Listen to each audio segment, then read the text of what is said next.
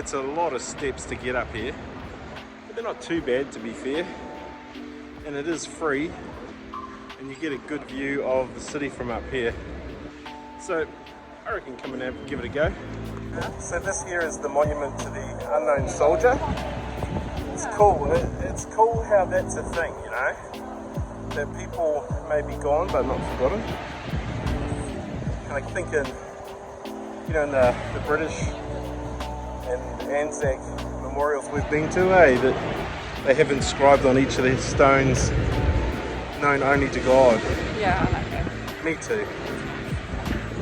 Also inside, at the top of the stairs, is a pretty cool museum, which we stumbled on just because I needed to use the toilet. There's a win for having a 50-year-old bladder, and yeah, it's quite cool, free. So in case you feel like you haven't got all your steps in today, we'd recommend coming down, checking out these couple of different attractions. There's plenty of steps to get your step on. Pretty though, very pretty.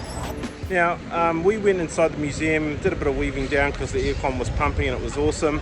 But if you just walk across from the top of the museum, you get off at the church, at the basilica there, and then you pretty much level here too. Well, these are the definition of Roman ruins, and you can see them everywhere.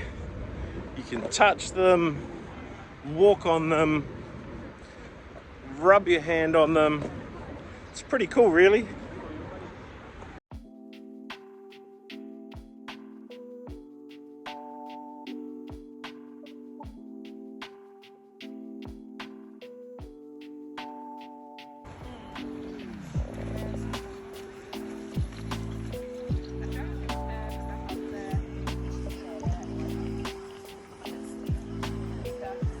It's ice cream o'clock.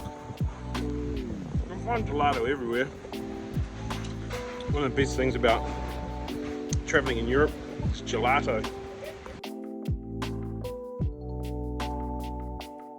This area just here behind me is known as Circus Maximus. This is where all the chariot racing would happen, up and around. Yeah, who's keen for a sprint? We are back at a bus stop that we want to be at. Done a little bit more walking towards the end of the day than wanted. But I think the hop-on, hop-off bus is a good way to go. The first 2 or 3 hours of our day were pretty awesome, just kicking back on the bus, checking out all the sights, and then we had a little wander around. If you're going to do the hop-on, hop-off, just make sure you scan their map, get the barcode, then you can track down the bus stops where they do pickups a bit easier.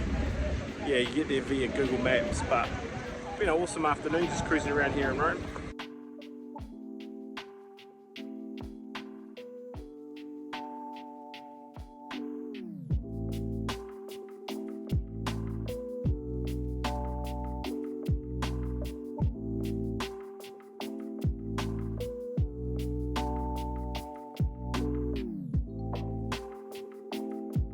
I'm in the heart of Italy, and like, granted it's kind of like a food court, but I'm looking at a pizza right now in Rome, Italy that has pineapple on it. Okay, so I wanted to report accurately, so I bought some of this pineapple pizza, only to discover it's potato.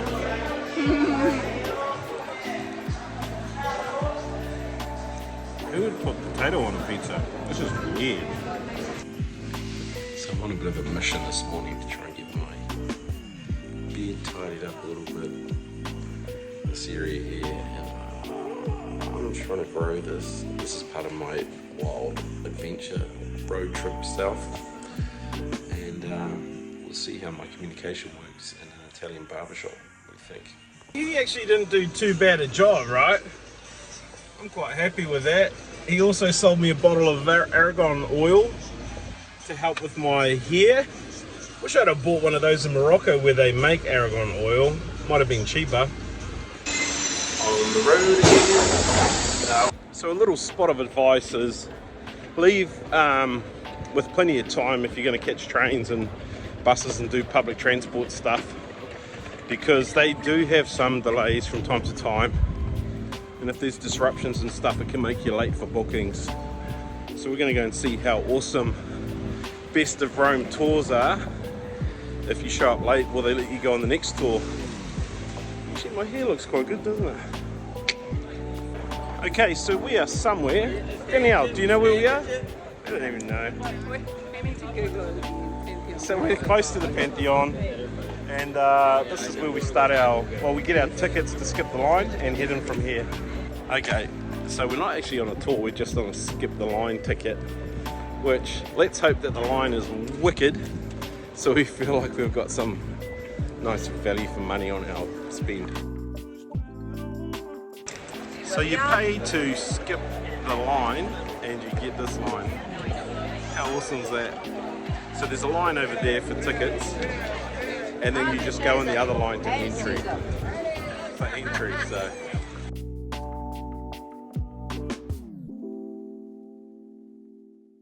Okay, so the Pantheon dates back to 112 AD. So she's a pretty old whare, this one. Thank you. Close to 2,000 years, very, very old.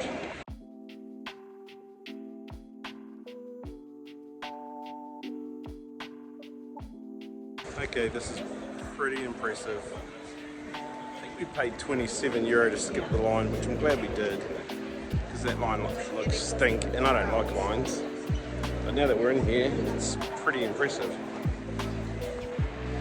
We are illuminated with light. Let's be a light, Danielle. Oh, that's beautiful. It's coming from there. He's not done now, fixing up the fringe. So. Okay, so here we are in the Pantheon, and we've just finished listening to a podcast, 20 minutes or so. And I'd recommend that if you come in, you download an audio guide and listen to that as you're here, because there's a lot to take in, a little bit of background. You know, so this is a BCE building, 50 or 60 years BC, and but it got smoked a couple of times. 60 AD and 110 or 12 AD had some problems, but this is the largest unsupported concrete dome in the world. So there's tons and tons and tons, 5,000 tons or something of concrete above us. And the cool thing that they talked about was, see these rings here, they are heavier, and as it got down here, the concrete became lighter. And there are 28 squares in each ring. 28 is a perfect number. It's a perfect number. Perfect if you want to know what a perfect number is, Google it and you'll see.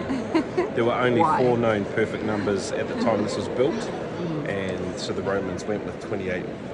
Okay, so when the Pantheon was handed over to the church to become a church or whatever, the emperor of the day, the Roman emperor, went ahead and put in this eagle with spread wings, which is apparently a nod to Venus, who was one of the Roman gods, not a Christian god. So they did this little subtle let's put a non-Christian emblem token thing in here.